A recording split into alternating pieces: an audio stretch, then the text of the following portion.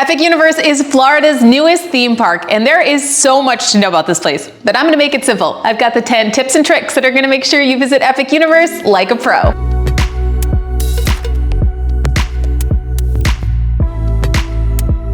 Hey, it's Juliet at Juliet and Beyond, and if you do me a favor right now and hit the subscribe button, you are gonna help out the channel a ton. So I've just spent the last week hanging out at Epic Universe, and this park is absolutely stunning. I mean, the park itself is beautiful, the rides are incredibly thrilling, the food is delicious too. But of course, like every new theme park, there is a lot to learn. So I'm gonna shortcut everything that I spent a week learning for you, break it down into the 10 tips and tricks that are gonna have you visiting Epic Universe like an absolute repeat annual pass holder pro. Let's get into it.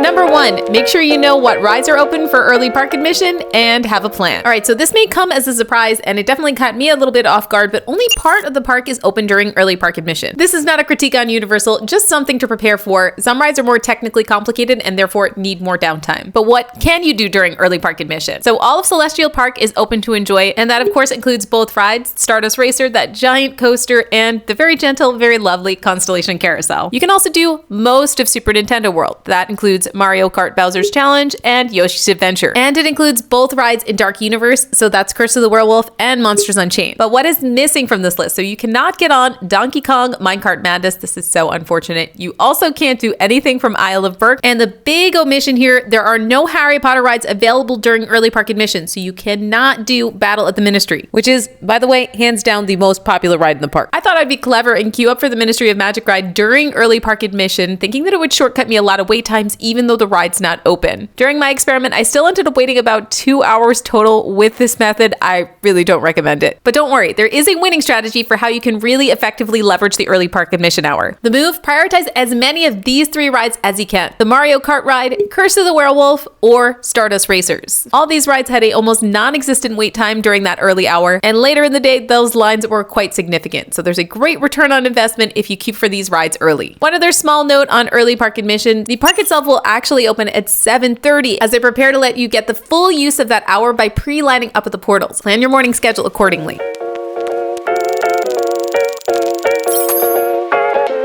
Number 2, be prepared for the sun and a lot of it. Okay, it's Florida. It's warm there a lot of times in the year, but Epic Universe is truly a park where you are going to experience the full brunt of that Florida sun. Over the course of the next few years, the trees will be growing in at Epic Universe and they'll offer a lot more natural shade. But right now, as the park stands, shade is a bit hard to come by. Of course, I would recommend bringing the theme park summer essentials. These are the things that I bring with me absolutely every park, especially when it's hot out. And to make it super easy for you, I have a link in the description to this video where you can get all these products on Amazon, because these are the ones I've actually tested and used at the park. For Epic, like every other Florida theme park, you're going to want to make sure that you have good quality sunblock with you, and you want to make sure you have one that comes on the go with you so that you can reapply throughout the day. You're also going to want to make sure that you have a high-powered hand fan. Trust me, these are not all created equal. I have purchased ones in the past that are too weak and they just do not effectively cool you off. You want to make sure you get one that's peppy, that actually creates a good breeze. Again, I've got the link to the one that I use in the description. And if you're someone who gets really sweaty during the summer, a cooling towel can be a lifesaver, but I usually find those are a bit messy. Now, as far as other ways to stay cool, I definitely recommend taking a lot of breaks throughout the day and making sure, of course, you keep yourself well hydrated too. Okay, those are your summer theme park basics, but when it comes to Epic Universe, there is one specific item that I would add, and that is a UV umbrella. Because there's so little built-in shade in the park, having a UV umbrella where it's shade on the go would have made my trip so much better. And I saw people crouching inside of the portals just looking for inches of shade throughout the trip. It got a little bit dark. You don't want this to be you. And the bonus, the UV umbrella also doubles as a rain umbrella when it inevitably rains in the afternoon, because Florida things. By the way, if you use any of my shoppable links in the description of this video to pick up your theme park essentials, you're also helping to support the channel. I get a small commission with each purchase, and that helps me make more videos for you. Number 3, come hungry because the food is great, and do not skip the quick service restaurants. I was genuinely surprised by just how delicious almost everything I ate throughout the course of my week at the park was. So if you're someone who's on the fence contemplating should I be packing snacks with me for my day or relying on what's in the park, I think there really is something here for everyone, and I do think there's enough menu options to make even picky eaters happy. And if you're on the fence between the quick service meals and doing a full-on dining experience at one of the sit-down restaurants, I really don't think you're going to go wrong with either. I ate at the Blue Dragon, which is the Pan-Asian restaurant nestled inside of Celestial Park, and also the Atlantic, which is the high-end steak and seafood place. I loved the theming in both of these restaurants. They really went above and beyond with the ambiance. And of course, getting a much-needed midday AC break was really nice too. Being able to sit down and relax for a while is a real treat. But when it comes to the quality of the food, don't feel like the only place you're going to find a nice quality meal is those sit-down fancy restaurants. I was equally impressed, found a plethora of just as tasty options from the quick service restaurants. If you're looking for some food recommendations, a couple of my favorite quick service options, the Birding Cheddar Bites from Birding Blade Tavern were incredibly delicious. I will definitely be going back to get another butterbeer crepe from the Wizarding World of Paris. This is on the pricier side at $21 for the crepe, but it packs a ton of butterbeer flavor, and I think this is a great option to share between two people. And then the ube pizza, you've got to try the Pizza Lunare from Pizza Moon. This is one of my favorite things I ate at the park. It is absolutely as good as everyone is saying it is.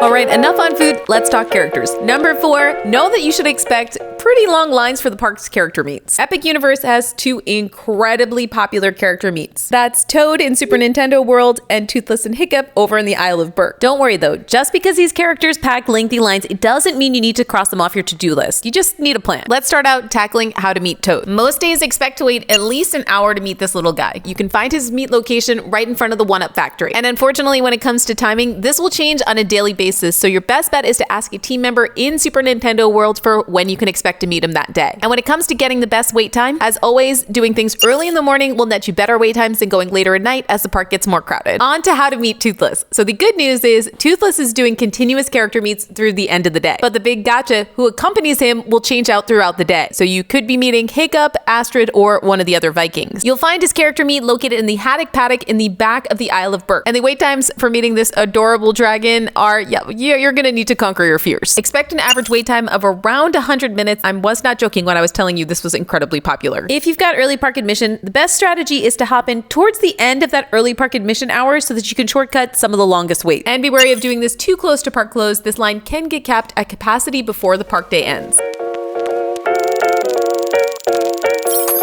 Number 5, lockers as far as the eye can see. Be prepared for lots of rides that require you to stash your stuff in a locker. To be more precise, that's 5 out of the 11 rides in the park, so it's a pretty decent chunk, though some of these are not traditional lockers. While these lockers are significantly larger than the one you'll see over at Islands of Adventure and Universal Studios Florida, they're still not roomy enough to contain a really sizable bag. But most small to medium-sized purses, lounge flies, and fanny packs should fit just fine. As long as you right-size your bag, the locker system really won't impede your day at all. But one that's too large will definitely slow you down. Consider yourself warned.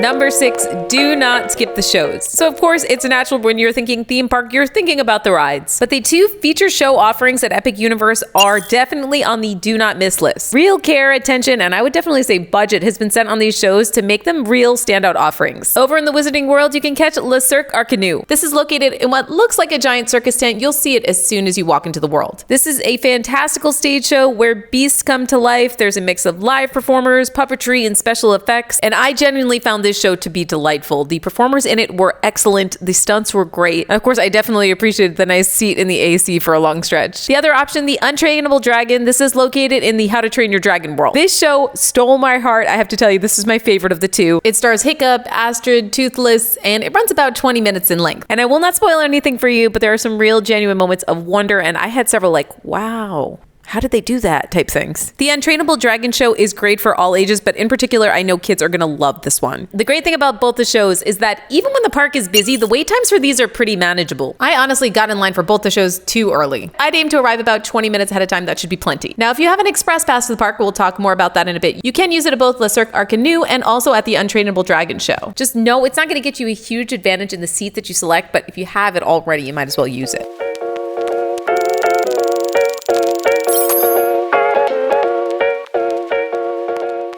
Number 7, know where Express Pass works and where it doesn't. Express Pass is a premium add-on that has an additional cost above and beyond your regular park ticket. Each person in your party needs their own individual express pass, but with it, they'll be able to shortcut most lines in the park, taking something like a 90-minute wait down to 15 minutes. But it will cost you. The average price of express passes for Epic Universe range anywhere from $200 to a staggering $300 per person per day. And by the way, I should mention the only way to get express passes for this park is to straight up buy it. Any of those hotels where you're getting express pass free with your stay, it doesn't apply to Epic Universe. So as you now know, express passes are a pretty big commitment. I'm talking about a lot of dollars here. So when I bought mine, I thought I would be breezing through absolutely every line in the park. That turned out not to be true. Express Pass does not work on 3 rides in the park, and that's Donkey Kong, Minecart Madness, Dragon Racers Rally over in the Isle of Berk, and the single biggest ride in the park, which is Battle at the Ministry of Magic. I think it's quite understandable that Battle at the Ministry doesn't offer Express Pass right now. The wait times for this ride have already been between 2 to 3 hours, and Express Pass would only make the average wait time even longer. For me, it feels a bit more awkward that Minecart Madness, which is a family coaster, and Dragon Racers Rally, which is frankly a kind of mid-tier ride for the park, wouldn't be offered on Express. I'm hoping Universal re-examines their stance there and includes both these rides and Express Pass in the near future. That being said, I still do think that Express Pass makes the day a lot easier at Epic Universe as the crowds have started to intensify, but just make sure you know what you're getting into, know exactly where you can use this, and that those are rides that you're really excited to get on before you make the purchase.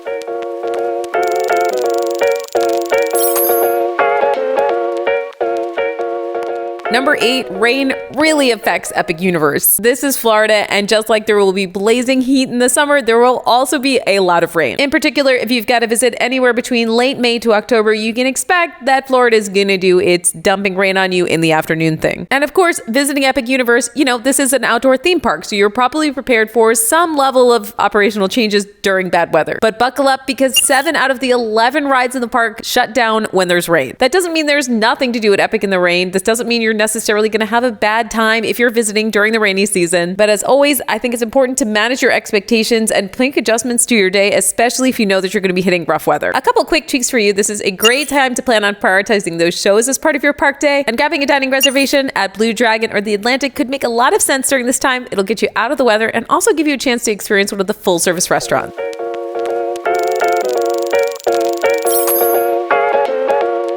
Number 9, have extra space for extra shopping. One of the smarter things I did on my last trip was bring an entirely empty suitcase with me to Epic Universe so that I could load it up with merch. And I so recommend this, especially if you are flying as part of your vacation. I did not want to be stressing out about stuffing my luggage and ending up overweight when I was thinking about what I wanted to bring back as souvenirs. The park is of course jam-packed with new stores, but there is so much custom and unique new merchandise that's been added as part of Epic Universe. If you are a fan of any of these franchises, I promise you are probably going to end up with a pretty decent shopping haul. And yes, I may have gone a little bit nuts in the Wizarding World of Paris shops, but what can I tell you? The berets here are just adorable.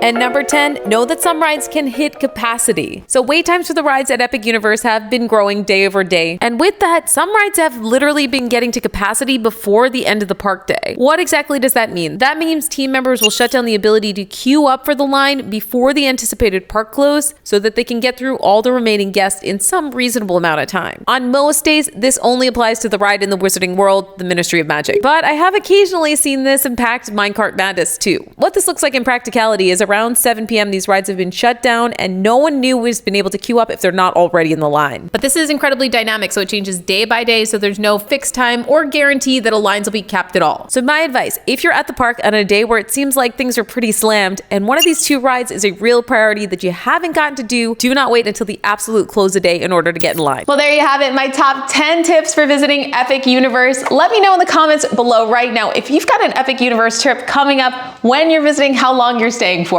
And as always, hit the subscribe button because I'll be back here next week with a brand new video loaded with tips and tricks for you and beyond. See you then.